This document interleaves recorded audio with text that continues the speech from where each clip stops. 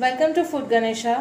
ટામેટાની ચટણી બનાવવા માટે 4 નંગ ટામેટા અને થોડું લસણને આપણે મિક્સર જારમાં એડ કરી દઈશું. સાથે જ થોડી જીરું, થોડું લાલ મરચું તીખાસ પ્રમાણે અને 2 ચમચી ખાંડ.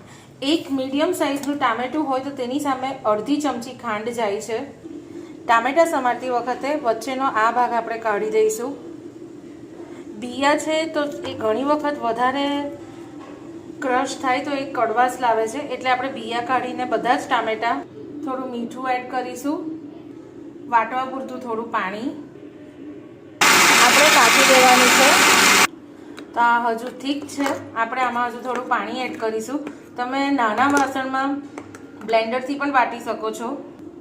થોડું પાણી એડ કરીને ફરી એક વખત બ્લેન્ડ કરી દઈશું. તો આ ચટણી તમે ખાટા ઢોકળા સાથે સર્વ કરી શકો છો.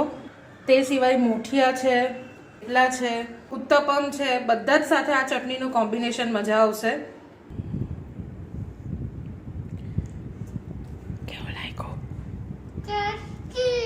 શું ટેસ્ટી લાગ્યું? ચટણી કે આ ઢોકળા? ઢોકળા ચટણી બંને જ. યસ.